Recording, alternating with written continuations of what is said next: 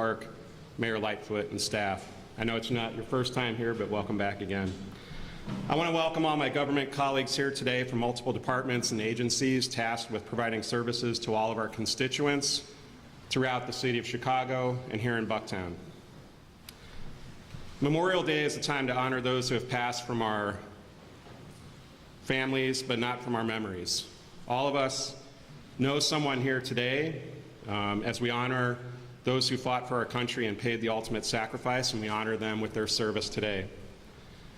I also want to mention a couple of people that over the last few years helped Holstein Park celebrate its 100-year anniversary.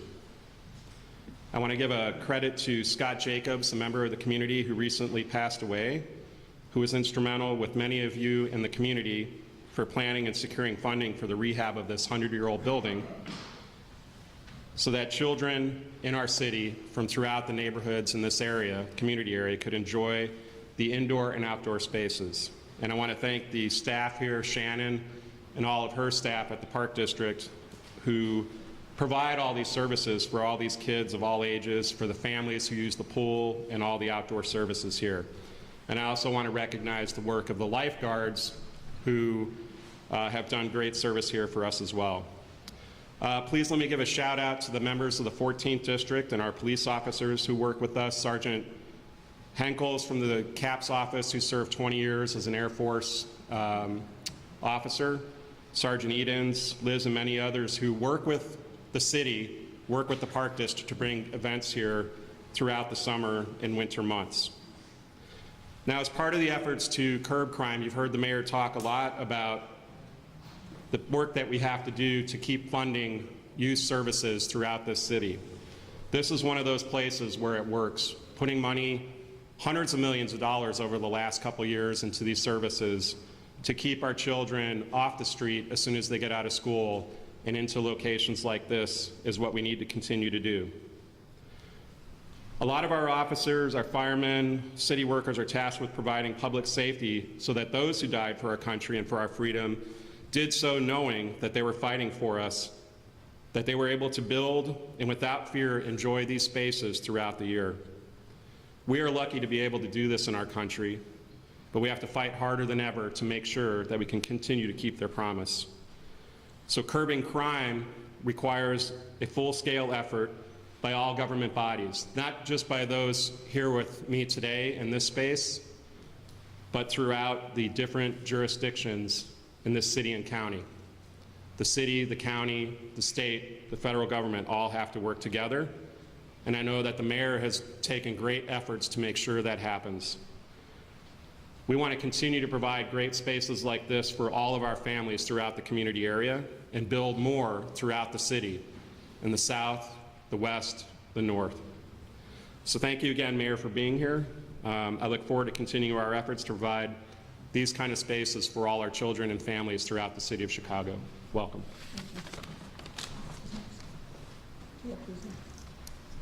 Oh, pardon me. We have next up from Chicago Public Schools, parent Joseph Williams.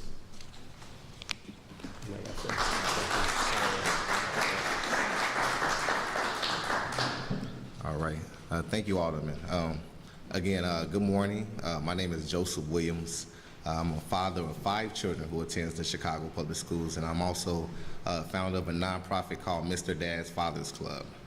As I think about this weekend and as we look into the summer, and as a parent, I think about my children's safety, others' children's safety, and I think about what is it that I can do as a parent to be active and make an impact in my child's life, but also others, right? So I think as a parent perspective, I think it's important to know where our children are, right? We should know where our children are going this weekend, going into the summer. We got to make sure that we hold our children accountable, but we also tell them what our expectations are as parents and what we expect for them, right? If we want them in by a certain time, then it should be just that. But I think it's so important that we are texting and calling our children. And believe me, I understand that there are so many parents that work 2 and 3 jobs just to make ends meet. But even when we're doing that, we have to make sure we're still being accountable for our children, that we're at least giving them a simple text or call to know where they are. You know, we got to just make sure our children are safe.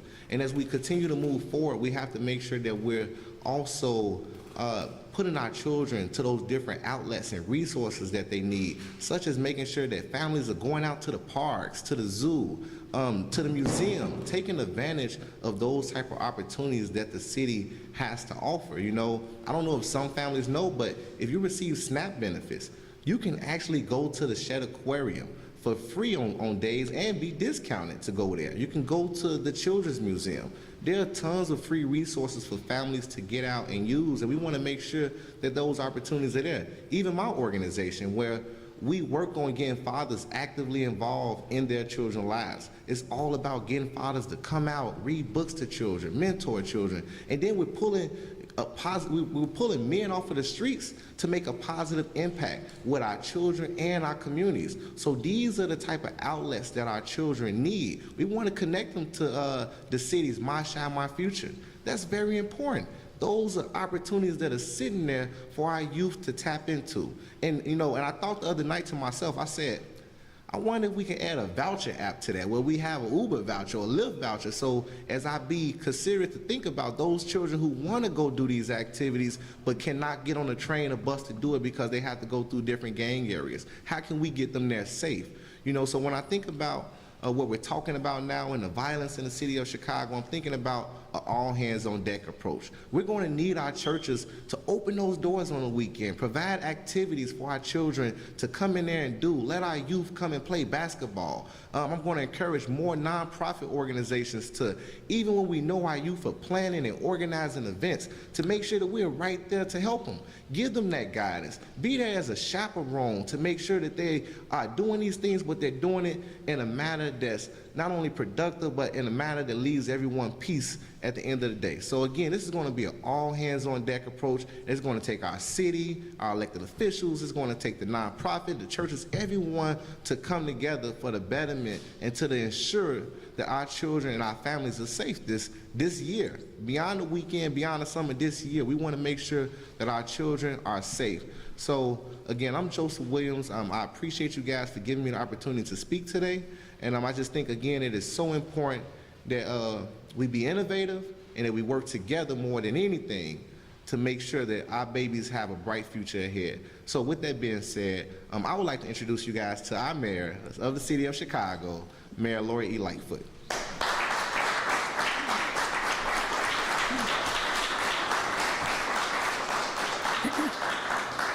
Thanks, Joe, and thanks for all the hard work that you do, both in your organization and your community, and really as a father who really stands up and is present for his children. Thank you for that.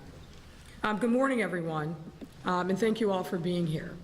Today we are highlighting the city's multifaceted approach to public safety that will ensure a safe and fun Memorial Day weekend and start the summer for residents and visitors alike. I'm joined by many city leaders, as you can see, from CPD, from DCASE, CPS, CTA, and more, standing and present as a demonstration of our whole of city approach to public safety that we've had from day one. You know, I know there are a lot of concerns all across our city about everyone's safety in every neighborhood. But I want to be clear that no one mayor by herself, no one superintendent by himself can solve these generations in the makings challenges. It not only takes a whole of city government to be able to address them, it takes a whole of city to address it.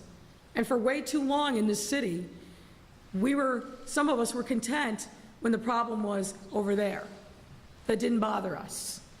And unfortunately, crime has no barriers. It doesn't respect geography. It travels.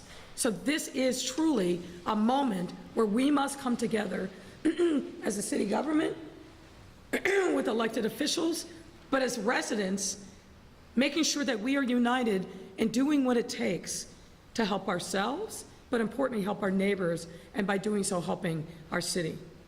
We're joined also by faith leaders and community members because we know that city government must work in concert with the community. As I said, it takes all of us, to do what is necessary to make every single community safe. Here in Chicago, Memorial Day weekend serves as a way of turning the chapter on spring and welcoming our famous summers full of fun and outdoor activities. And it's fitting that we're here not only in a park facility, but in this facility. This facility is one that is a jewel for this surrounding community. I used to live about 2 blocks away from here and spent many summers coming here, enjoying the amenities of this park and the pool with my daughter when she was much younger. This is a melting pot because it's a park district, a park field house, where the Park District members do tremendous work to make sure that they're there and available and present for families. So I want to thank all the folks in this park who do great work every single day, year-round, not just in the summer. This summer in particular promises to be a truly iconic summer.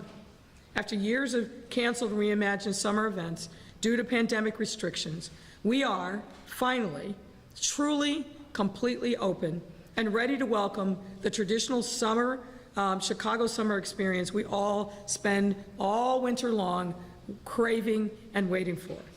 And we want this weekend to be a celebration all over our city.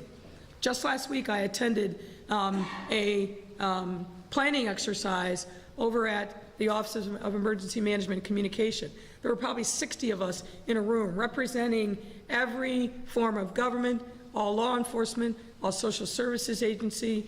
And if you look at the list of activities all across our city that are happening this weekend, it's mind-boggling, truly in every neighborhood, not just in the downtown, not just in River North or South Loop, West Loop, all over our city. Residents have planned great activities for themselves and their neighbors to have fun and really welcome and usher in summer. So after doing the right thing by masking up and getting vaccinated, we've earned the right to have a little fun, to have a fun season spent outdoors with our neighbors, with our friends, with our family, doing the things that we all love and cherish and that make our city second to none. As city leaders, it's our responsibility to ensure that there are not only fun activities to engage in, but safe activities. City leaders with me today from parks, schools, special events, and more are offering a variety of ways for our residents to take advantage of all that our city has to offer. So for example, this weekend, the lakefront and all 22 beaches are reopening. Now I know it's a little chilly today to be out on the beach, but the beaches will be open this weekend. The city's hosting Sueños Music Festival in Grant Park, a first of its kind Latin music festival that is drawing people literally from all across the country to Chicago. I was at the kickoff last night, and the level of enthusiasm for this festival is off the charts, and I know promises to be an incredible event. And there's a Coldplay concert at Soldier Field this weekend as well. And folks, don't forget the Crosstown Classic. Notice I said Sox versus Cubs, down at Guaranteed Rate Field. And numerous festivals and shows throughout the neighborhoods and the Central Business District. There's truly something for everyone to enjoy. But let me also be clear. These activations are not and will not be for those who believe that they can wreak havoc. And I want to be really clear about this, and particularly in light of what's happened over the last couple of weeks and surely will happen over the course of the summer.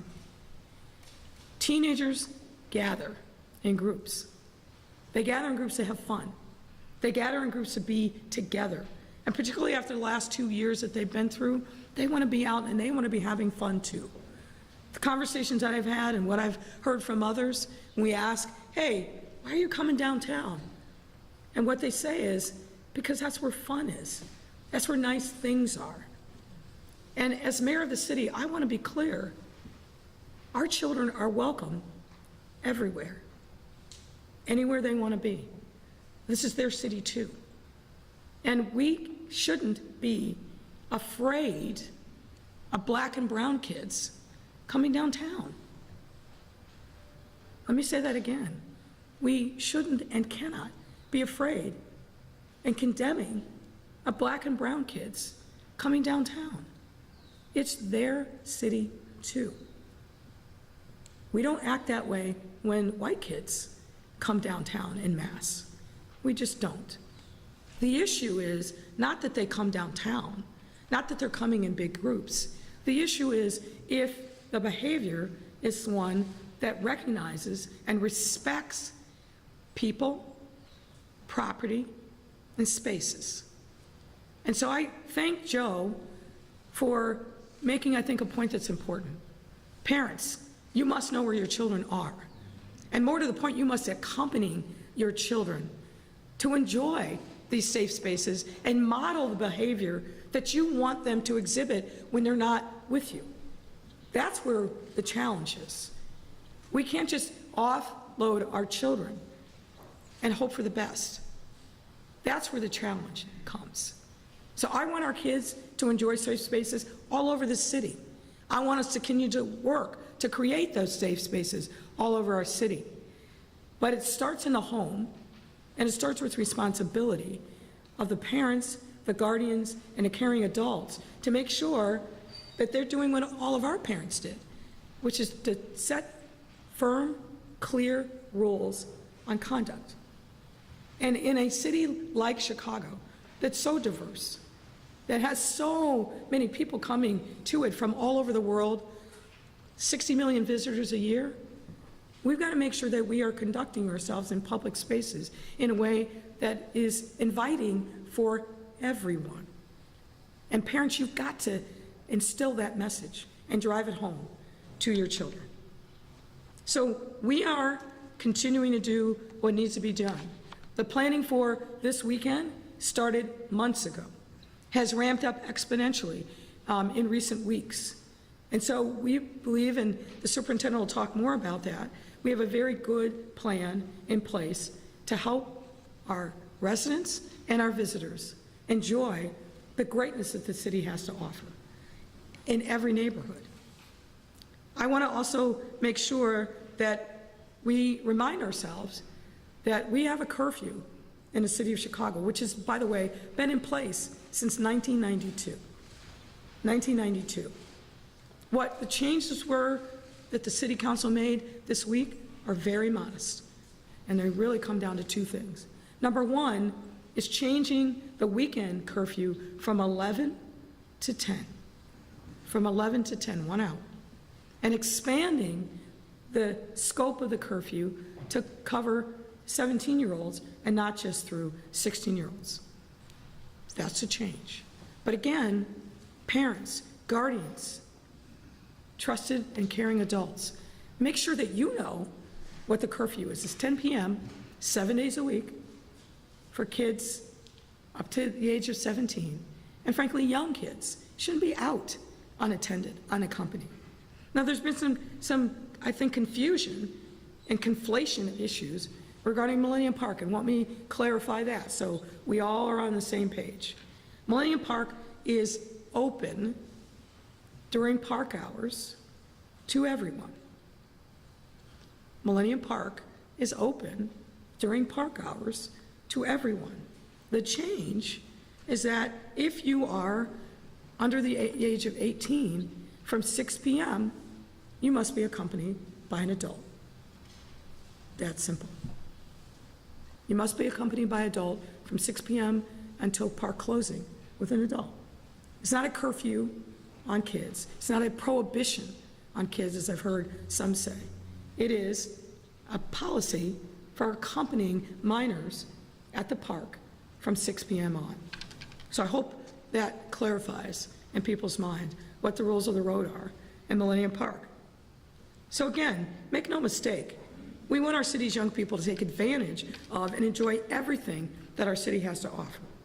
And that's why I highly encourage teens and young adults from 16 to 22, and frankly, the parents do this. Take out your phone, go to the App Store, and download My Shy, My Future app. In it, you will see literally every week hundreds of activities that are available all over the city for young people. You know, we've heard a lot of conversation in these last couple of weeks in particular. You know, Mayor, there's nothing for kids to do. Nothing for young people to do. Folks, that's just not correct. There are fun, productive activities 7 days a week for young people, whether it's in the parks, in the libraries. They're going to have a lot of activities after school.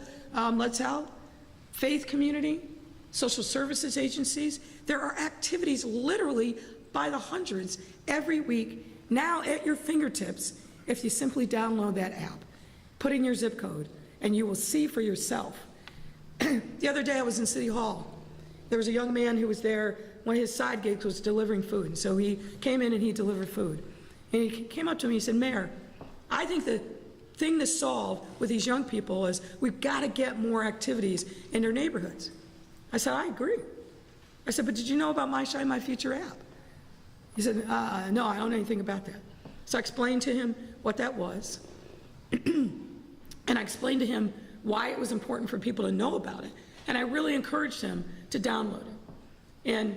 And I said, look, I'm going to give you my number. I'm going to encourage you to download it. Once you download it, you look at it. You tell me whether or not I'm right, that there's activities for you. He said, first of all, you're not going to give me your number. And even if you do, I don't believe you. So, you know me, I like a challenge. So I gave him my number. And then I texted him. I got his number. I texted him. I said, hey, this is the mayor. Did you download that app yet? He texted back. And I could tell his sheepishness in his text back. He said, Mayor, I didn't really think you were going to text me. I said, man, I told you I was going to. I'm going to. I did it. He said, I downloaded the app. And you were right. There's plenty of activity. We got to get the word out. People need to know about it. So here I am again in another public space telling you, download that app. Make sure you know what the activities are. And again, I want to emphasize this. Our young people, regardless of color, race, zip code, are welcome anywhere in our city. What we need them to do is conduct themselves in an appropriate way, to be respectful of themselves, respectful of others, and respect the spaces that we have created for them and residents and visitors to enjoy. And if we all do that, we follow that simple rule, we will be in a much better place. So let me just wind up my long oration and say, remind young people that if you download the app, you've got a chance to win tickets, a 4-day pass to Lollapalooza during the weekly ticket giveaways that are going to be happening between now and then. I saw you. I saw you. I said, young people, Scott, young people. But maybe you can front for your kids. But we want to encourage young people to really take advantage of this incredible resource. When we launched the app, we talked about the app. At the very end, we said, and by the way, if you're in here today and you download this app, you're going to get free tickets to Lollapalooza. It was like a stampede happened. Which is a good thing.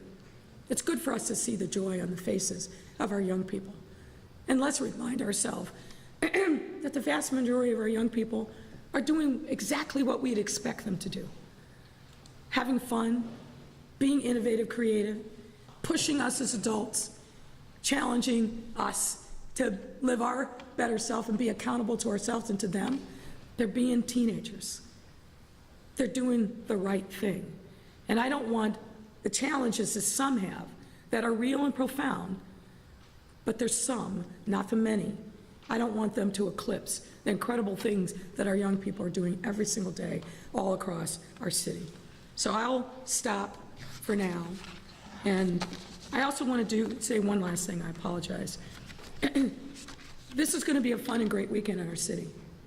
It's going to be a fun and great weekend for a whole host of reasons, but not the least of which is because of the city workers that have been working tirelessly now for months and for weeks to be ready, to make sure that this weekend is safe There are going to be police officers that are giving up time with their families to make sure that you are safe this weekend.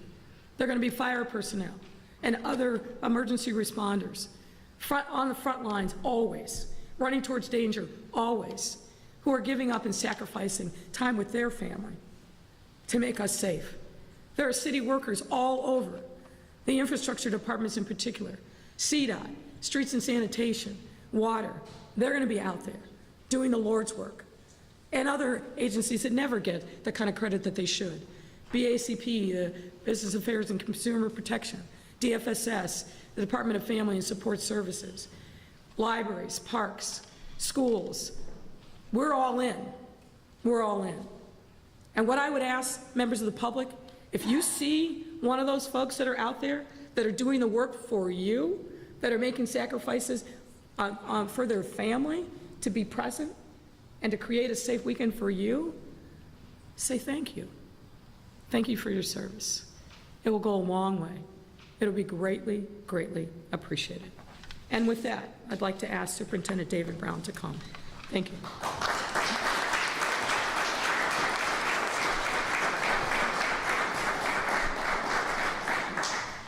Thank you, Mayor. I'm trying to get myself collected because I told my 16-year-old daughter she couldn't go to Lala. And now the mayor says there's free tickets for kids to go to Lala. So I'm afraid to get to my phone and see what my wife says about this. So thank you, Mayor Lightfoot. Thank you. Appreciate that. Alderman Wagaspat, thank you very much for your support. Mr. Williams, again, thank you for your comments today, and all the city departments that are here and agencies represented here today. So I'm going to talk a little bit with you about some of the things that police are doing, but the police are not working in silos. They're working in collaboration. So all of the things that I'm going to discuss regarding the police plan also means it's collaborative with all the departments, including the Community Safety Coordination Center, as well as all the city departments represented here, parks, schools, and others, to include state and federal police. And I'm going to talk with you about three things: the plan from police effort, some of the police proactive activities that they'll be conducting during this weekend and throughout the summer and really throughout the year, and as well as some results that we have now going into the summer, real briefly. So the plan is in 5 parts. The plan is public safety enforcement. It's strong and strengthened investigations. It's growing trust. It's transformational change through reform. It's officer wellness, and it's recruiting and retaining a diverse workforce. The proactive policing activities that we'll be conducting are pretty lengthy. I'm gonna go through just a little bit of them: foot patrols, bike patrols, roving patrols, focused traffic safety missions, DUI saturation missions, outstanding warrant missions, pod camera and SDSC missions, carjacking task force missions, as well as gang and gun investigations and takedowns, organized retail theft investigations and takedowns, and various youth programs in collaboration with community stakeholders, as well as the parole and probation interventions, getting them to change their past behavior and do some positive things in the community. So really it's about our work is really never done. One crime is one too many. And yes, it is difficult and complex and very, very dangerous. Some of the results that I'll talk about in my comments is homicides going into the summer are down 11%. Shootings going into the summer are down 16%. We have locations that we are hyper focused on with the Community Safety Coordination Center. In those areas, which are blocks and police beats, homicides are down 37% going into the summer. And shootings are down 36% going into the summer. Our clearance rates going into the summer for homicides are at 61%. As you know, that's a pretty high number comparative to previous years where we've been as low as 20% with our clearance rates. So around Chicago and Memorial Day weekend, which is the unofficial start of summer, many of our residents take to the beaches, to the parks for events, as the mayor mentioned, and other activities. But there's no reason why we can't enjoy the opening of the beaches and parks for summer activities safely. There's no reason why we can't do all the things we want to do for the summer starting this weekend very safely. So year-round, every year, the Chicago Police Department is proactive, as I mentioned, in preparing for not only proactive policing strategies, but also community engagement strategies for the holiday and throughout the summer. Historically, as it gets warmer throughout the country in all cities, there's increased potential for violence. But every day, Chicago police officers work with residents to fight violence and remove guns off our street. We're on pace again to have a record year in taking illegal guns off the street. And we will be and continue to be vigilant in that effort. For the holiday weekend, we have increased resources in all of our communities from the police department for the events the mayor mentioned: Coldplay, Sueños Fest, the Crosstown Classic, and many, many other events. Over 40 different events over the weekend throughout this city. And I want to emphasize that the resources that we have in place in the neighborhoods will remain in those neighborhoods. We'll also concentrate our officers on efforts in the parks and the beaches, since those obviously remain very popular destinations. In those areas, we'll have more bike patrols and foot patrols to enhance safety and security at all these major events. We'll also continue to strengthen our public transit system. We conducted numerous mobilization outdoor roll calls, as well as maintaining a high uniform visibility across the CTA, not only this weekend, but throughout the year, and we'll continue that. We've scaled up resources. We have many more officers on the CT, both at platforms, on fixed posts, and riding the trains. We'll also continue our targeted and strategic deployment across the city that I mentioned earlier in every neighborhood. And I'll mention it again. Going into the summer, homicides overall in the city is down 11%. Going into the summer, shootings are down 16%. In our high-focus violent areas in the city, we have even more decreases in crime. Over 37% decreases in homicides in those high-focused areas throughout the city, as well as over 36% decrease in shootings in those areas. We're also taking a very, very active role in building relationships and creating safe spaces for our young people. Officers serve as mentors and coaches in programs that include Cops and Kids Chess. And the kids beat me pretty regularly when I try to play them with chess. Police Athletic League and the Police Arts League, our Youth Advisory Council, boxing, baseball, basketball, and more for kids. So yes, there are activities with police for kids to do as well.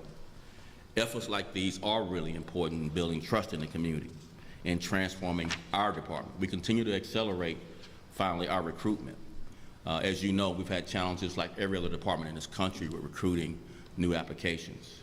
We are on pace to meet our goal of filling our vacancies. We have a lot of work to do, obviously. It's a challenge. But at this point, we are on pace to fill our vacancies. And finally, I just want to say our strategic plan. When people ask what is the plan, what is the plan? I'll say it one more time. The plan is in 5 parts, plus 1. Public safety enforcement, growing trust, strengthening investigation, promoting officer wellness, and making transformational change through real reform. And our officers work tirelessly, but we all have a role to play.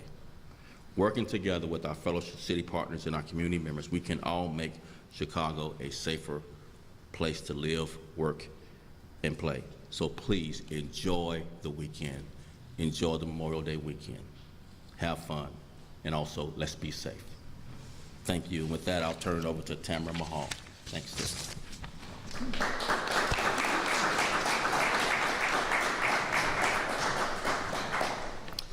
Good morning, everyone. Over the past 9 months, the staff and the departmental representatives at the Community Safety Coordination Center have worked hard to deeply engage with our priority communities and really analyze data around violence to better understand the strategies that could be most impactful for this summer. We are going to be making several announcements and rolling out initiatives over the next few weeks, but I want to take this opportunity to highlight a few key things that we are working on with our partners and across departments for this summer. First, as we've talked about before, we are working block by block in a hyper-local strategy to really establish block clubs on our most violent blocks and strengthen the existing neighborhood associations that are out there working every day to improve their communities. We're going to host block club kickoffs on June 7th, 9th, and 14th with leaders from block clubs and neighborhood associations to develop hyperlocal strategic plans and make sure that they importantly have the access to the city resources and even new resources to be able to keep their blocks safe. As the mayor mentioned, we have a multitude of fun and engaging activities that take place over the summer, many of which are put on by our violence prevention community partners that the CSEC is already working to support, both with resources as well as with manpower. But also this summer, we are going to be working with our community partners and departments to fill a gap that we know exists on Saturday evenings by putting out new activities and events for teens, but also young adults, to ensure that they have safe spaces to go into the evening hours on the south and west side. Finally, I just want to say that we've activated a new network across several of our communities that brings neighborhood-level service providers across mental health, substance use disorder treatment, housing, employment, domestic violence services, violence prevention partners like street outreach and victim services, with faith leaders, law enforcement, grassroots organizations, and school leaders together to form essentially high-risk intervention teams.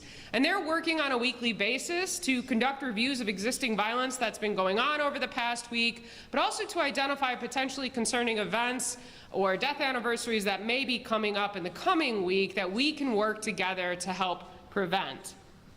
We are going to be expanding this across communities, but we are very happy to be working and expanding the work that's already been going on between Street Outreach and the Chicago Police Department to make sure that we can provide the services that high-risk individuals need and the place-based strategies that are needed to be able to support where violence is most prevalent.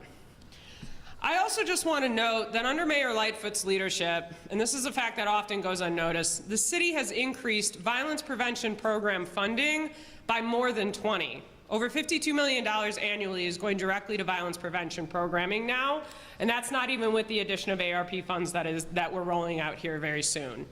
I bring this up because what that has allowed us to do is make sure that we can increase the number of street outreach workers that are going to be strategically deployed, not just this weekend, but throughout the summer and the places where violence is most prevalent. I want to say to our street outreach workers and to our flip workers that are out there working every day through the night to prevent violence that we see you. This is a dangerous job. It often comes with a lot of trauma. But these individuals are working to directly intervene before violence occurs between groups. And that work, in coordination with the Chicago Police Department, is making a change in the communities where we've seen violence most prevalent. We want to say thank you for what you're doing and for using the opportunity to make your life better, but also to make the lives of others better. And I want you to know that throughout the summer, the CSEC and the entire city of Chicago are going to be here to support you in that effort. And with that, I am pleased to bring up President of the Chicago Transit Authority, Dorval Carter. Thank you.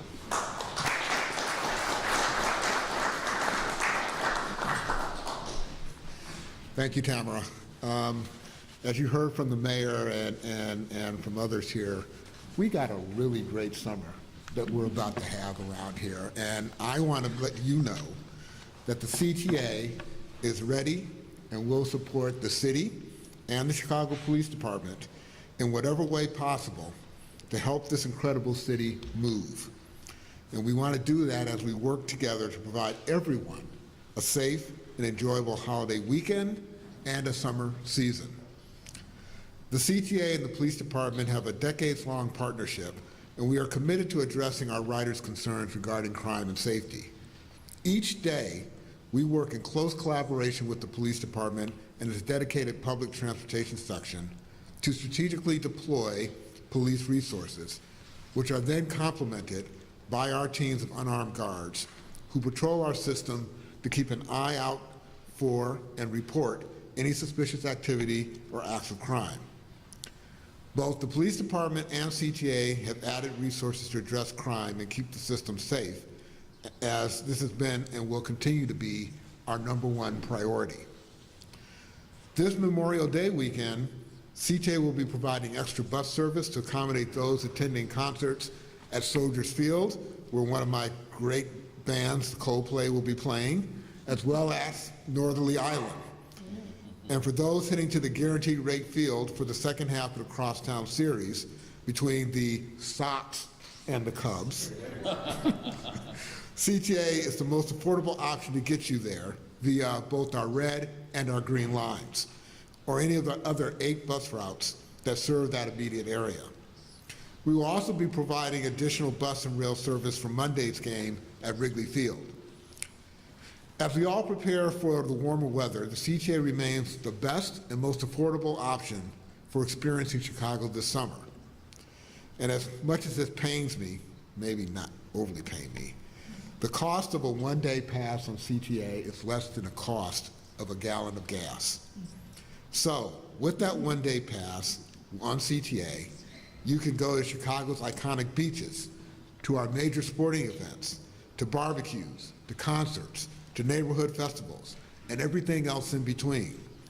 The city of Chicago is blessed with one of the most robust transit systems in the country, and it provides mobility and opportunities for everyone in this city, and we are proud to serve all of our communities in delivering on that promise. During these major summer festivals and events, we'll provide additional buses and trains to accommodate crowds throughout the summer, and we will also increase our service to major tourist spots like the museum campus, Navy Pier, and the Museum of Science and Industry, as well as always to the beautiful beaches that we have throughout the city. Working together with all the partners here with us today, the CTA is committed to making Chicago's public transportation system the go-to choice for your summer travel, and I thank you for all the support that we get from all of you in making that happen. And with that, I will now turn it over to Superintendent Rosa Escamero from Chicago Park District.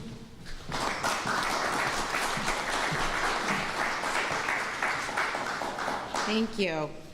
Thank you, Mayor. Thank you, Alderman, for having us here. I am pleased to be with all of my partners here today to ensure that we are starting off our summer strong. The Park District is committed to playing a vital role in keeping our community safe by providing not only well-maintained and inviting facilities, but also engaging in hundreds of programs for families, specifically for our teens throughout the city. We want our young people, our kids, to be engaged in positive activities, and we want to encourage all families to use our parks as places of recreation, gathering, and activity. Activating our parks is truly one of the ways that we actually reduce crime in the city. Having families be active with their kids is just another way, not just to enjoy the summer, but it truly ensures that our communities are out looking after each other and making sure that our communities are truly vibrant. As families plan to gather in our parks, we urge you to be respectful to one another and to properly please discard your trash in the bins located throughout our park system. Our staff is going to be out there maintaining our parks beautiful, but this is one of the greatest complaints that we get, and it's often because people are just not using the receptacles that are there. And specifically for grilling and making sure that all of the families that are out there, please discard your coals in the proper locations after grilling. Placing them at the base of any of the trees is actually very harmful to our trees, but it also could pose danger for other families that are in the area. You know, throughout the entire park system, our security works very closely with our commanders. As the superintendent said, we have regular conversations with them, and so we are all looking out for the safety of our patrons, and we are asking residents that if you see something, please say something. That is the best way that we can work together on keeping our parks, our families safe this summer. And yes, rain or shine, in roughly an hour or so, our Chicago beaches will open for for the 2022 season, and we are excited to welcome our residents back to the lakefront. Our lakefront is fully open with not just beaches opening this summer, but we are also activating a variety of events and business offerings throughout the lakefront. This weekend, you will also see more than 100 concessions that will start to open up along the lakefront and throughout our neighborhood parks. These are small businesses that are operating, offering food, and a lot of just great amenities for our patrons. Many of the offerings we're bringing actually new restaurateurs, such as Norman's Lakefront Cafe at Rainbow Beach. We're very excited. It's a very, very popular destination. And also we have a new look cafe at Big Marsh.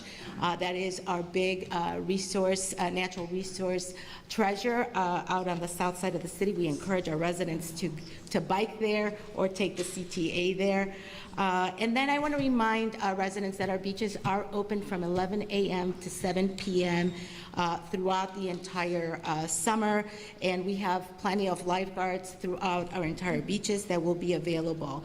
Also, just a point of reminder that we do have a flag system to ensure safety along the lakefront. When you see these following flags, please take notice. The green means swimming is permitted. The yellow flag means swimming is permitted, but with caution. That's usually due to weather conditions or unpredictable bacteria levels in the water. The red flag means swimming is not permitted for a variety of factors. I'd also like to take this opportunity to emphasize and encourage our young people to apply for jobs. We are hiring, and we will be hiring through the majority of the summer. For summer jobs, we are still very much in need of lifeguards. This park is also one of my favorite parks. I don't live far from here. We have a huge pool, very popular pool, and we need lifeguards to ensure that on June 24th, when pools are scheduled to open, that we can actually open our pools. We are having some challenges with hiring. This is not unique to Chicago. We're having, these challenges are being faced throughout the entire system. Chicago is actually one of the largest aquatic programs in the country, and so we encourage our lifeguards to please apply. We have a junior lifeguard apprenticeship for kids as young as 12, which is our feeder into the lifeguard program. And because that was shut down over the last couple of years, that also had an impact on our lifeguard recruitment. But parents, whether you have kids 12 to 15, our junior lifeguard is an option. They get a stipend, and for our lifeguards, you get a bonus this summer, $500, and $200 for our other recreational leaders and junior laborers. So please come. We have so many wonderful opportunities. We partner with over 250 networks, CBOs, and other agencies in order to offer an array of services. And yes, please download My Shy, My Future. All of the families and our kids will get all of the information in this one place. So please do that. There's activities happening every day, certainly during the summer, but actually this happens all year long. And yes, as the mayor said, we are so proud of our young people. Every day, there are kids in field houses just like this, hundreds of kids doing positive, wonderful things. And we want the focus of all the great things that our young people are doing to be front and center for all of our media partners that are here, because we hear the bad stories. We want to hear the good stories, because that helps encourage our youth. It helps connect our youth to the great opportunities that are out there. We are also we are launching our 10th anniversary of Night Out in the Parks, which brings over 700 cultural events, arts events throughout our parks. This is again an activation of our park district, ensuring families are coming out, a way to keep our neighborhoods safe.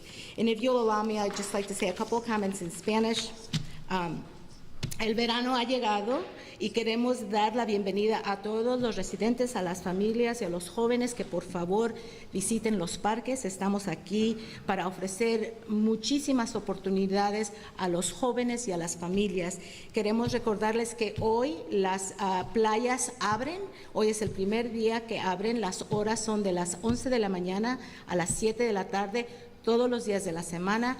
Aún tenemos trabajos para jóvenes, estamos dando trabajos para salvavidas específicamente, tenemos necesidad en esa área, estamos dando un bono de $500, pero tenemos muchas otras oportunidades de recreación porque tenemos campestre en todos los parques y necesitamos jóvenes que apliquen $15 la hora más el bono de 500 y para otros un bono de $200. Queremos recordar a las familias que si van a estar parrillando en los parques, que por favor no tiren las brasas en los árboles. Eso es muy peligroso para otras familias y niños que juegan, pero también hace daño a los árboles y a las plantas de los parques.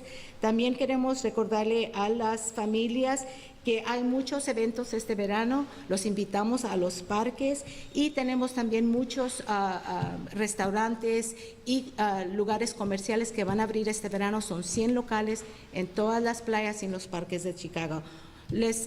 Por favor, les pedimos estamos todos aquí, el alcalde Lightfoot y todos estamos aquí para asegurar que todas nuestras familias tengan un verano sano, activo, divertido, pero más que nada un verano seguro, y que por favor trabajen con nosotros.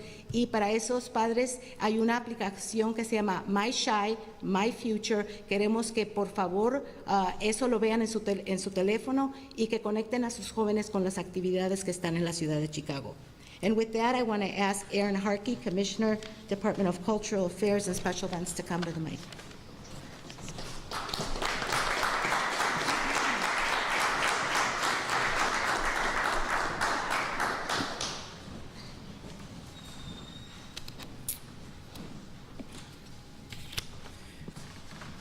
Thank you, Rosa, and thank you to Mayor Lightfoot and my fellow department leaders and special guests. I'm Erin Harkey, Commissioner of the Department of Cultural Affairs and Special Events, better known as DCASE. DCASE supports artists and cultural organizations, strengthens our creative economy, and expands access and participation in the arts throughout Chicago's 77 neighborhoods. This holiday weekend, my team will be working closely with the Mayor's Office and CPD and many other city departments and sister agencies to help keep Chicagoans and visitors engaged and safe. On Saturday, we'll produce the Chicago's annual Memorial Day Parade and wreath-laying ceremony to honor and mourn those who have died while serving in the U.S. military. The wreath-laying ceremony starts at 11 a.m. on Daley Plaza, and the parade kicks off at 12 noon on State Street from Lake to Van Buren. At Millennium Park, we'll continue to implement our safety and security protocols to ensure that it's a safe and welcoming space for everyone. The summer season is upon us, and our free family-friendly programs begin this weekend, including our summer-friendly workouts, and the Great Lawn starting this Saturday with Tai Chi, yoga, Pilates, and Zumba from 8 to 11:45 a.m. As always, Millennium Park will be open this weekend for the public to enjoy the park's beautiful landscape design, stunning architecture, and public art installations, including the Lurie Garden, and exhibitions by Christine Tarkowski and Edra Soto. We invite you to learn more and plan your visit at millenniumpark.org. Chicago's summer events are cherished by our residents and bolster our tourism, hospitality, and creative industries.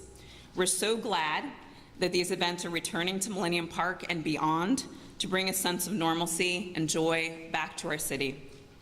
Other DCASE events taking place this weekend include our many Chicago city markets, including Maxwell Street Market on Sunday from 9 a.m. to 3 p.m. Of course, we are also happy to play a role in facilitating and supporting many more neighborhood festivals and events through our special event permitting process through our Chicago Presents and other DCASE grants, and through our annual financial support of the Night Out in the Parks program produced by the Chicago Park District. Thanks to Mayor Lightfoot, this is an investment over $3 million directly in our family programs in our neighborhoods. Additionally, the City of Chicago will be the home this weekend to many more privately produced events, including the 3-day Mole to Mayo Festival in the Pilsen neighborhood, and from May 27th through the 29th, and of course the Sueños Music Festival that you've heard about in Grant Park, which will be the Saturday and Sunday. During Memorial Day weekend and throughout the summer, there are literally hundreds of things to do and see around Chicago. In addition to the My Chi My Future app that you've heard about, we also encourage you to visit chicago.gov/DCASE for event information, or visit Choose Chicago's website to search events and add your own at choosechicago.com/events. Now it's my pleasure to introduce Pedro Martinez, Chief Executive Officer for Chicago Public Schools.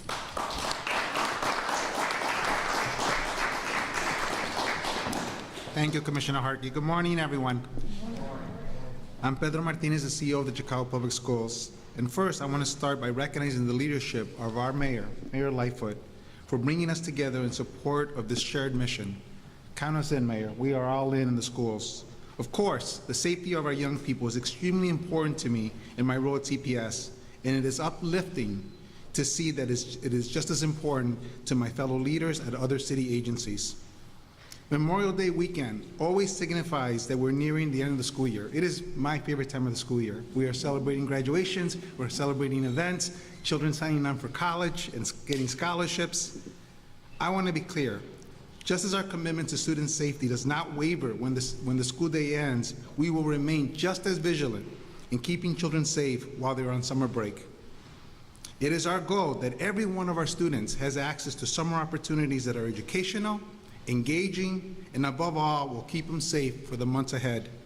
CPS is proud to be spearheading a robust array of academic, athletic, and enrichment-based programs for our students this summer. Hundreds of schools right now are putting programs together for all of our families across the city. These, along with the wonderful opportunities from My Chi My Future and our partners at the Chicago Park District, the Chicago Public Library, have something that will appeal to every child. If you want to find me when I'm not at work, I'm either at our libraries or at our parks. Families can explore all of these options at cps.edu/summer programs. In addition, we strongly encourage our families to stay in close contact with their schools over the next few weeks for summer opportunities that may be available for students through our community-based partnerships. I want to wish for all of our school communities a safe and enjoyable Memorial Day weekend. I urge our students to spend time with small groups of friends and avoid large gatherings where things can get out of hand. And to our parents and guardians, myself being a parent of 2 children here at CPS, please make sure you know what your children have planned for this weekend and that they always know how to get in touch with you. I wish all of our students a strong finish to the end of the school year, especially those who will be graduating as part of the class of 2022. I'd just like to say a few things in Spanish. Para todos nuestros padres, tenemos actividades y programas en toda la ciudad para todos sus niños. Queremos que sus niños puedan disfrutar toda la ciudad. Y nuestro alcalde, Mayor Lightfoot, los trajo a todos juntos porque no hay nada más importante que la seguridad de nuestros niños. Pero como padre, quiero que siempre sepan dónde están sus niños. Que siempre estén con alguien que ustedes tengan confianza y que sus niños siempre puedan contactarse con ustedes. Pero aquí en el distrito, en la ciudad, todos estamos dedicados a la seguridad de sus niños. Now, I'd like to turn it over to Pastor Michael Eddy at the People's Church of the Harvest. Thank you.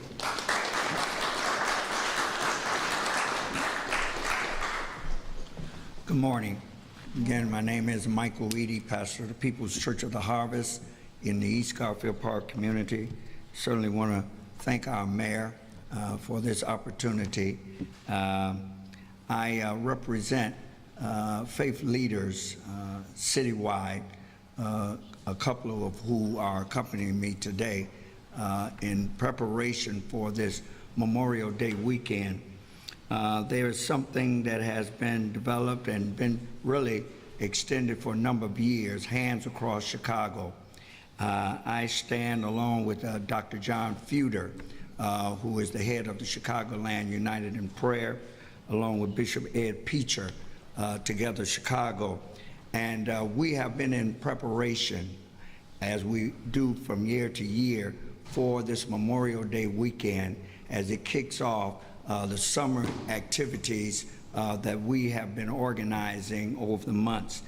There's going to be in some 40-plus locations in neighborhoods citywide, numerous activities, including United Prayer in strategic locations, as well as faith and action activities in those areas.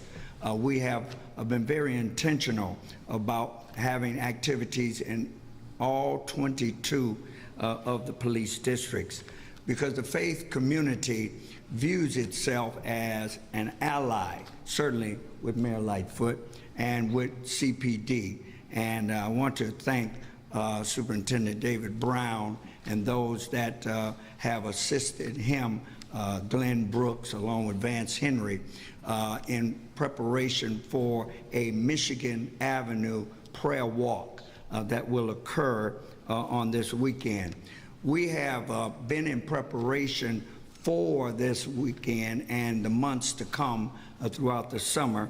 In the past 3 months, the Building Blocks of Peace has conducted trainings with faith leaders and community organizations and many volunteers from the north to the south to the west in preparation, because our goal was to have at least one prayer action, one faith event, as I stated, in all neighborhoods across the city. And so a high point of that, it will begin on tonight, where there'll be that 40-plus events occurring citywide, but it will continue throughout this weekend and beyond. Major religious leaders have been brought together by Dr. Feuder, Bishop Peacher, and myself to successfully engage them on Saturday, May the 28th at 12 o'clock noon. We'll be at 401 North Michigan, where we will gather and we will pray, but we will also declare our commitment as a faith community and faith leaders to the city of Chicago, certainly to our young people, for safety and peace throughout these coming months. What we have recognized is that it is very necessary, as I was on a call and heard Tamara Mahal identify about an emphasis on block by block. Well, that's exactly how we view effective outreach as faith leaders, and we have organized in that way. So we have been compelled on tomorrow at 12 noon, we will gather at 401 North Michigan Avenue, and we will step off at 1 p.m.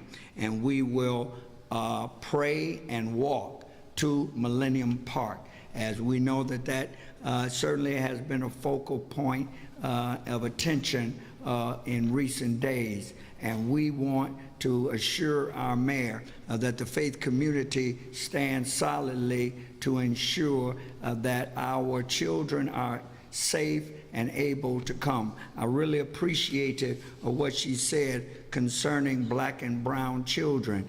It's their city too. And the faith community is very committed to laying a covering out so that our children can come, enjoy, participate in a safe environment. And so I do want to again thank you, Mayor Lightfoot, for your leadership. And so it gives me great pleasure, and I count this as a true representative of what is the best and the brightest in terms of the city of Chicago, and that is our youth. And I'm going to bring now Darian German.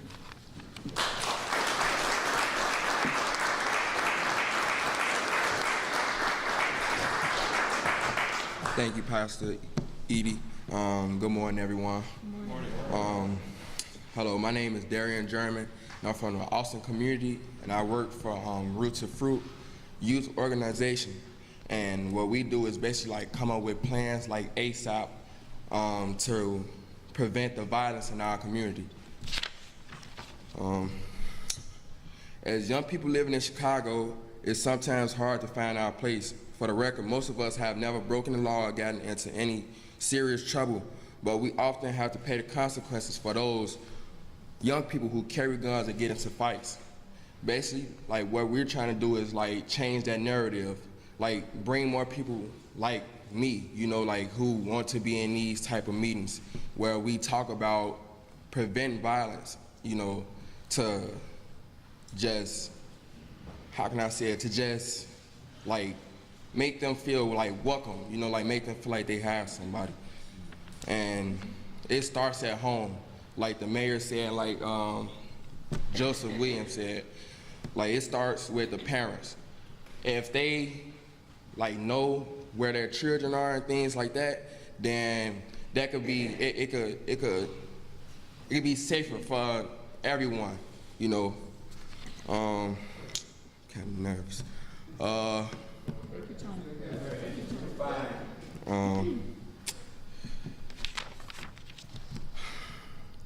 I want to say like there need to be more youth in these meetings, like who look like me. Like when we're talking, when I come to these meetings, I see a lot of you guys, but the people who we're trying to get through to is the youth. So if we find more ways to find, like, to get the youth more involved in these type of conversations, that can also be helpful. Summer jobs are very important too. A job puts a little money in our pockets and keep us busy. When we're working, we're bettering ourselves and learning new skills that we can carry with us as we become adults. Plus, there's less time to get in trouble when you have a job. I work for a job.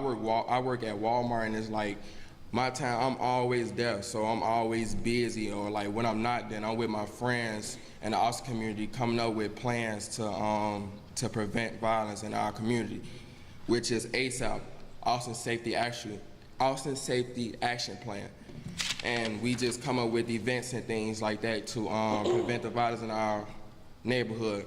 June 23rd, that's when we'll be kicking off our plan, in which we'll have like an outdoor basketball tournament, bingo, spades, and things like that to bring unity within our community. Because in order for everyone to come together, like the adults are involved too. It's not just with youth. We need the adults more involved with the youth, like more engaged, talking, you know, like not being afraid to say anything to the youth, because sometimes that's what it be. Like adults don't really want to say anything to the youth due to the fact they think that the youth will not accept what they're saying. So that's another thing that I feel that could help, like adults being more involved in their community and with their youth. I also want to talk about the My Shine, My Future app, which has over 7,000 programs, events, and jobs for the youth. I just downloaded the app, and Travis, my man Travis, he was showing me like lots of events and things like that that's going to be going on.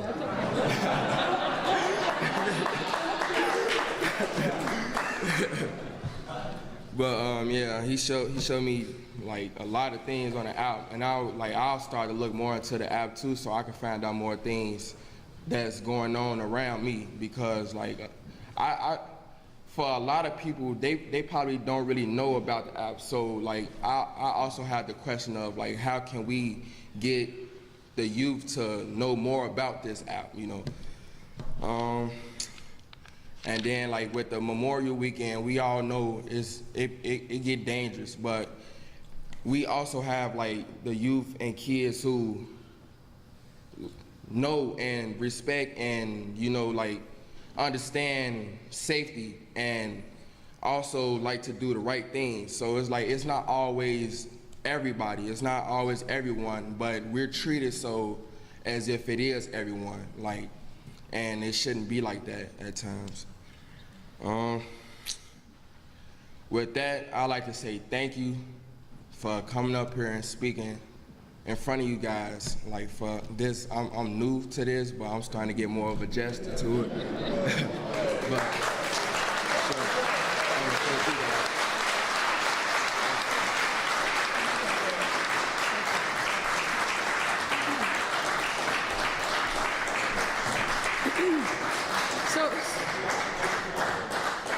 So before I take questions, I want to just say a couple of things, and we really got to give it up to Darian. I mean,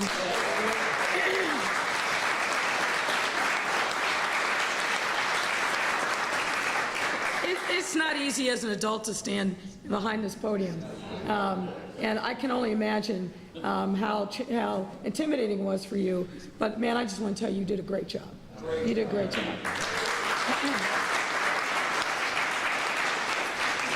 And importantly, you said a lot of things that we need to hear. We need to make sure that we are listening to our young people and not imposing solutions on them. And I think one of the things that you said that I really want to highlight is, again, is our young people are doing amazing things all over our city every day. And we dare not lose sight of that reality. All of those that are out there working with young people, supporting young people, we see it, and we need other people to see it and not forget that fact. And we don't want to paint every single young person in our city with the same broad brush, because it's not fair, but more importantly, it's not accurate. I also want to, I neglected in my opening statements to just thank Alderman Wagasback. This is a good man. Make no mistake about it. He's a dedicated public servant, has been his entire adult life. And importantly, one of the things that I admire most about him is that he is a great dad and a great husband. Really important things. And Scott, I just want to say thank you for your counsel, your friendship, support. We are a better city because you were in it. No doubt whatsoever about that.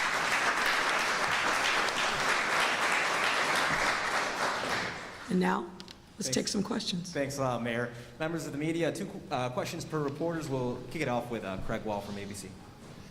Mayor, first of all, there's something wrong with that app. I don't know, maybe it's my age, but I was having a hard time downloading it. We might need to check into that. Okay, we'll do that. Now, in all seriousness, as we are kicking off... There might be an age restriction on it. It could be. In all seriousness, as we look ahead to this weekend, kicking off the summer, and there is a lot of concern about public safety, what is the security plan? I know you've got, are we keeping the metal detectors at Millennium Park for entrance? And if the thing, with everything going on in Grant Park, if things shift from Millennium Park over to Grant Park, what is the plan to respond to that kind of shift? Well, obviously, we have been thinking about that because you worry a little bit about displacement. We didn't see that last weekend. We had a very peaceful, fine weekend when we launched this last Thursday. We didn't see the displacement that I think many people were concerned about. But obviously we have to be diligent. Things change literally every day and sometimes multiple times a day. That's why we have people that are diligent, people that are watching with cameras, with street intelligence, with undercovers. So we have a web of safety with our community partners where we are constantly taking in, analyzing data, and using that to inform how we are deploying not just police resources, but city resources generally. So I feel confident in the plan that we have for this weekend and really for the summer, but literally we've got to be nimble and flexible because circumstances and assumptions can absolutely change.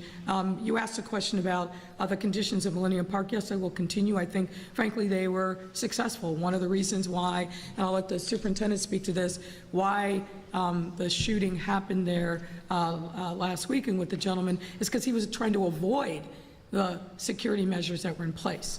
And alertly, an off-duty officer who's part of the security protocol saw that, understood exactly what was going on and approached him, and then the rest is history, so to speak. But it's the security protocols that were put in place that actually worked and identified somebody who was trying to bring a gun into Millennium Park. And Soup, I don't know if you want to add any more to that, or? Just want to add that, obviously the interaction with the subject who was later arrested is important to note. There was a coordination between the Millennium Park security and our Chicago police officers, and that coordination led to the quick capture and charging of that offender. So all of that is important, that that offender is no longer on the street. He is charged with trying to harm a police officer in that interaction. So I think the coordination is really the high point of what we're trying to accomplish here with security teams along with Chicago Police Department. And a follow-up question for Pedro Martinez, if we could. Yeah.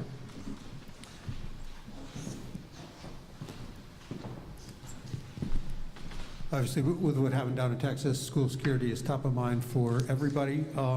Has CPS put in place any additional security plans so that nothing happens between now and the end of school? And have you had requests from maybe some of those schools who got rid of the resource officers to have police back in through the end of the school year? It's a great question. We have bi-weekly principal meetings that I started when I got here. And it was interesting because we had multiple topics this morning, before this press event, as I was opening the first one. And it was the number one topic was around what happened in Texas and and just how people felt. And so we've been allowing our students, our teachers, our principals, just frankly to talk about it. One of the things that I will tell you right now that I'm already looking at, we're about to release our capital budget for next year. And we already had made resources aside specifically for technology and security. And what I heard even this morning was, can we even do more? So, for example, cameras, and those and so that's what I was hearing more about this morning, just from our principals saying, can we make sure that whether it's security systems, intercom systems, that all those are up to date, because the more and more we find out about more details in Texas, I think what's even more concerning is, when you hear those details, the fact that the perpetrator was able to get in through an unlocked door. The fact, there's just and so our staff are reading those kind of details, and it does bring those concerns up. So count on when we release our capital budget, you are going to see even more. We already have put in resources there, but I'm even going to increase them even more because I want to respond to our school leaders and our teachers.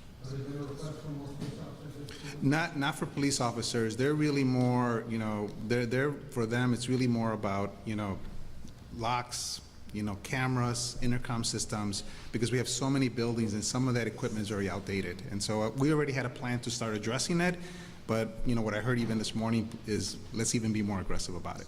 Andy Sweeney, Tribune. My question is about the Saturday evening expanded hours. I think Tamara was talking about, wanted to get more details on what those hours will be exactly, and if there's any other specific changes you can point to that came out of those 9 months of meeting with the community, like what will really look different going into this weekend and in the summer. So why don't I start, and then I'll invite Tamara in. The question is, we need to be present and with our resources, with our community partners, at times on Friday and Saturday night when they're needed most. And what we've heard a lot, particularly recently, is that we've got to shift some of our programming, not just to be there through 6 o'clock, 7 o'clock, particularly on the weekends, but be there in the nighttime hours. And so what you're going to see, and that conversation I think continues, is a shifting of, for example, the kickback series that we launched last summer and really kind of continued through the year, particularly when CPS was on winter break and spring break. So for those of you who don't know, the summer, we called it the Summer Kickback Series, I think is now just called the Kickback Series, served about 12,000 young people. And these are events that are really curated by young people in communities, and it's everything from food and games and DJs and so forth, to make it a festive activity and really focused on those 15 communities that have been hardest hit by violence. There's been a lot of conversation with the partners that are sponsoring those events to shift those hours into the evening so that they could be there when young people are telling to us, we don't have enough to do in our neighborhoods. Tamara, I don't know if you want to elaborate on those. Yeah, I think I'd just say what I said at the beginning. We have a lot of activities, not just going on with the city, but also across our communities, that the CSCC has been working to support with resource support. I think to the mayor's point, some of that is about shifting timelines, but also trying to get more people to attend the many activities that actually are going on, like night out at the parks and movies in the park. We also just want to make sure that when we look at the age ranges that those things are addressing, that if we have the opportunity to provide more events, we can do that into the later Saturday evening hours, just as the kickbacks are probably going to get shifted back a little bit too. And so you'll hear more plans about that in a couple weeks as we roll them out. Just over the question about what we've learned over the past 9 months, which I think is a great question, a few things. One, we have amazing organizations in our communities. We have amazing city employees doing so much. What we've been asked for is more coordination, believe it or not. More information about what's going on with violence, more information about what the supports are that are needed, and more, quite frankly, project management to make sure that it's not just police and street outreach that are working to address violence, that we're bringing in other folks, like mental health providers, to be able to expand services to really address high-risk individuals and make sure that there's other opportunities, especially for what I would consider to be the 14 to 24 youth range throughout the summer.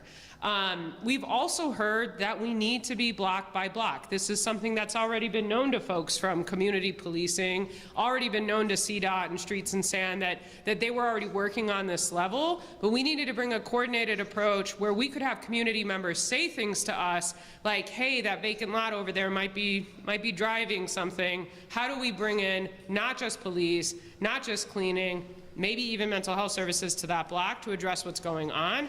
And that's the coordination we've been able to provide, and that's what we've heard from community is the best thing that we can do is increase timelines to get things addressed and make sure that city services are coordinated in support of them so that we can emphasize the impact that we're having. Thank you. Aaron Gettinger, Hyde Park. Tabletop exercises. Yeah, I think one of the ways that we've deeply engaged to get to that point is launching tabletop exercises that we held back in December, which were extremely successful events where we did scenario-based conversations and discussions taken from the emergency management world to talk about that response to violence. That engagement came out of that, but actually now we're seeing people really love this idea of scenario-based discussions, and so they're implementing. We're having people come to us, and we're going to be implementing this in communities throughout the summer, but we're also utilizing that type of engagement in places like the Youth Violence Summit that we held on Monday, because it really helps us get to the root of some of these core questions, which is, where do we have services that are sufficient but need more coordination? Where are the gaps that exist? And I think importantly, what's the community's role? What's the city's role? What are other governmental entities' role in helping to address this? And as a result, what we've really heard are more supports for young parents, more coordination, more mental health awareness. We have so many expansions going on, but more awareness around that. And people really feel like that's how we're going to address these root causes. Thank you. Aaron, Hyde Park. Too wildly off topic for the mayor, please. The Education Committee chairmanship is up right now. Alderwoman King is the vice chair, and she's interested in the job. Alderwoman Haddon and Taylor are both on the committee and support her too. What's going through your mind as you think about a new chair for the committee? I'm sorry, say the last part. What's going through your mind as you look for a new chair for the committee? Well, a lot of things, most of which I won't share in this forum. But I obviously I was aware of in advance of Alderman Scott's decision to step down and take another job. I think there's a lot of moving parts that are happening with City Council. I don't believe this, frankly, will be the last person that we see depart from the City Council this year. As you know, many City Council members are on the ballot for other jobs. So I think June 28th will also give us, I think, a number of insights into kind of what the landscape is going to look like, who will run for re-election. So I won't be making this decision in isolation, and I certainly won't be making it without consultation with City Council leadership. Got it. There's community spread of monkeypox going on right now, very, very small, obviously, in men who have sex with men, gay, bisexual men in the United States. Not in Illinois, I want to make that very clear, but it's about to be Pride Month, and it's IML weekend in Chicago right now. As a young adult, you saw the federal government's failure with AIDS, you saw the federal government's failure with COVID during your own administration. Are you going to take steps to keep, Chicago's gay population safe during this if it comes to Chicago and that kind of thing? What's your plan? Well, look, I think that we've demonstrated over the last 2 years that our Chicago Department of Public Health is always going to be ready. And this is something that they've been tracking for some time. As you've said, it's not come to Chicago or Illinois yet, but we are very much on the alert on it. We're talking about it on a regular basis, and they're making preparations. Our Commissioner, Dr. Arwady, is in regular conversations with folks at the national level, whether it's the CDC, the FDA, Dr. Fauci himself. She's also in consultation with big city public health departments across the country. So we are tracking this diligently and making sure that we will be prepared for anything that comes our way. So I have great confidence in our awareness, but also our preparation. Aaron, Daily Line. Hi there. So the Rules Committee this week sent you their list of 14 nominees for the... I'm sorry, for some reason in this room I'm having a hard time hearing. That's okay. So, yeah, the acoustics are not great. This is for basketball, not for press conferences. But go ahead, try it again. The Rules Committee this week sent you their list of 14 nominees for the interim civilian oversight of CPD Commission. When can we expect to see your final 7 pick, and what are you looking for in those 7 people? Well, first, I've actually got to get the list in hand, which I think is on its way to me. I want to understand who the people are that are on the list. I don't know them in detail. Some I won't be surprised that their names are on it, but I need to spend some time with the list and understand who the people are. This is a very big deal. It's the inaugural group of folks who are going to be charged with responsibility of conducting civilian oversight in the first big way in our city, really since back in the 70s when the Chicago Police Board itself was stood up. So I want to make sure that I take appropriate amount of time to understand the names. And obviously it's also, we want to make sure that there's appropriate balance and representation across our city. This is not an issue that is unique to a particular community. It's something that I think every community in Chicago has a stake in. So I want to also understand kind of geographic representation that the various people that are on the list bring. But obviously I'm anxious like anybody else to get this committee up and running. I think Adam Gross has done a tremendous job. He's actively recruiting and hiring people to staff up the commission, and we now need to take the next step and get the commissioners on board so the work can continue to the next step. Thank you. And last week you said you'd be introducing the ETOD ordinance this week, and we didn't see it.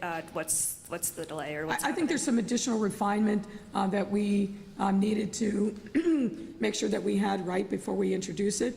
And look, we don't always introduce something saying that it's perfect and we want this to be the form in which it's presented to City Council and considered. There's always a back and forth, always a little bit of tweaking, but there was a little more work that we needed to do. But my expectation is that we will introduce it and start the conversation. ETOD is essential to our city.